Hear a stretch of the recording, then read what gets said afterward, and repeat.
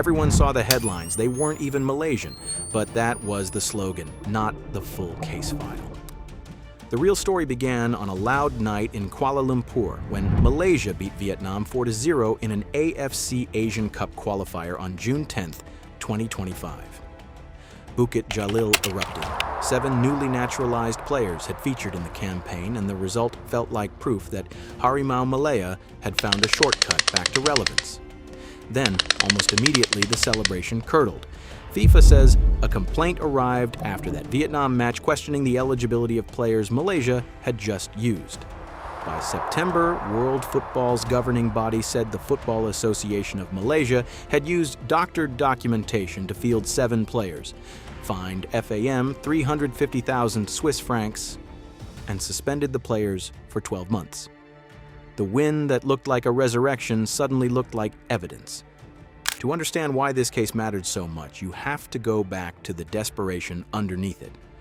Malaysia's official FIFA ranking history shows the national side hit a lowest ever position of 178th in 2018.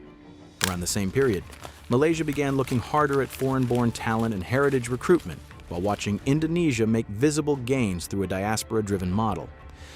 And looming over that project was one of the most powerful figures in Malaysian football, Johor Regent Tunku Ismail, owner of Johor Darul Ta'zim, a club Reuters described as having won the Malaysian Super League for 10 straight seasons.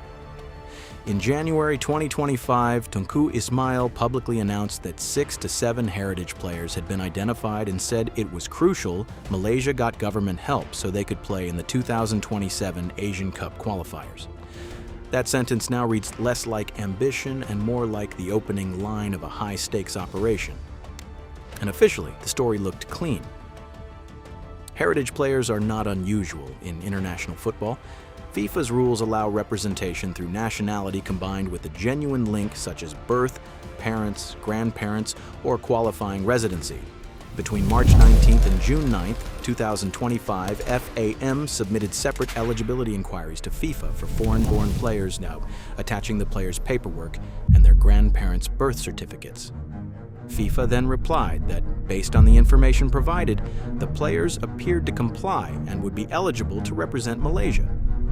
That, based on the information provided part, would become one of the most important phrases in the entire scandal. Because to the public, FIFA clearance looked final. To investigators, it was conditional.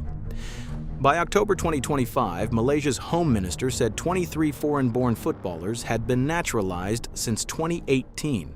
So this was not a one-player gamble. It was a national strategy. But the details people missed were never really hidden. They were hiding in the speed. On the 11th of January, Tunku Ismail said the players had been identified and stressed the need for passports before qualifiers starting in March. Months later, Home Minister Saifuddin Nasution Ismail admitted he had used ministerial discretion to relax some conditions for the 7 players, especially residency requirements. He also argued that birth certificates of grandparents were not legally required under Malaysia's constitution for the players to receive citizenship. And there, suddenly, the case split into 2 separate worlds. In one world, the government's position was about nationality under domestic law. In the other, FIFA's case was about sporting eligibility and the truthfulness of the documents used to prove it. That distinction sounds technical. It was actually explosive, because once those 2 worlds separated, every official explanation started sounding like it was answering a different question. Reuters, citing FIFA's findings, reported that the governing body obtained original birth certificates showing significant discrepancies from the documents submitted by FAM to establish the players' Malaysian lineage.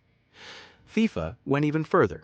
It said the existence of those discrepancies showed FAM and the players had not exercised the necessary level of scrutiny or care. FIFA said the players explained that after the documents were submitted, FAM handled the bureaucratic steps needed for naturalization. That single detail changed the mood of the case, because now the story was not just about forged ancestry papers, it was also about signatures, responsibility, and who knew what when. Were the players careless? Were they misled? Were they complicit? CAS would later say there was complicit responsibility in the fraud, while FAM would continue to insist the players had no administrative knowledge. Meanwhile, FIFA notified authorities in Malaysia, Argentina, Brazil, Spain, and the Netherlands, so criminal investigations could be pursued. The football scandal had crossed into something much bigger. FAM's defense never fully matched FIFA's accusation. At a heated October 2025 press conference, Malaysia's association denied committing forgery and described the issue as a technical error caused by a rushed registration process. Its legal team said the goal of the appeal was to have all sanctions annulled and to show there had been no forgery by the players. FAM also maintained that the seven were Malaysian citizens under national law. What a goal! Unbelievable finish! ¡Qué gol! Definición increíble. Global Caption turns every word into real-time captions and instant translations anywhere you listen. Watch the match, video call a friend, shop abroad, or stream your favorite game. Our floating overlay works inside any app so you never miss a... While FAM's social media posts were flooded with negative comments. Memes took over. One viral joke replaced the states of Malaysia with South American and European countries. Another relabeled parts of South America with Malaysian state names. It was cruel, yes, but it also captured something official statements could not. Public trust had broken, and once fans stop arguing about tactics and start arguing about paperwork, the story is no longer about footballing success. It is about legitimacy. What had been sold as patriotic team building was now being ridiculed as bureaucratic theater with a scoreboard attached. This is why the government insisting the players were citizens did not kill the case. FIFA was judging something narrower, harsher, and much more dangerous, whether the evidence used to unlock sporting eligibility was false. And the aftershocks did not stop with the original bans. On November 3, 2025, FIFA's appeal committee dismissed the appeals from FAM, 7 players, and confirmed the sanctions in full. And in January 2026, its entire executive committee resigned. The AFC stepped in to review the association. Then, in June 2026, Reuters reported that AFC auditors had found widespread systemic weaknesses across governance, legal, finance, and football development, with scores below 2 out of 5 in most major areas. The same report said FAM had been operating without formal budget approval since 2016, despite that being a regulatory requirement. Reforms were approved, statutes were overhauled. But that only deepened the mystery. If this was part of a broader naturalization drive, how certain can anyone be that the 7-player case was the only compromised file?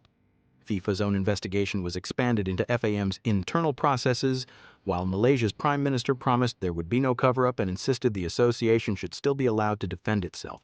Maybe it was desperation. Maybe it was administrative chaos. Maybe it was something more deliberate.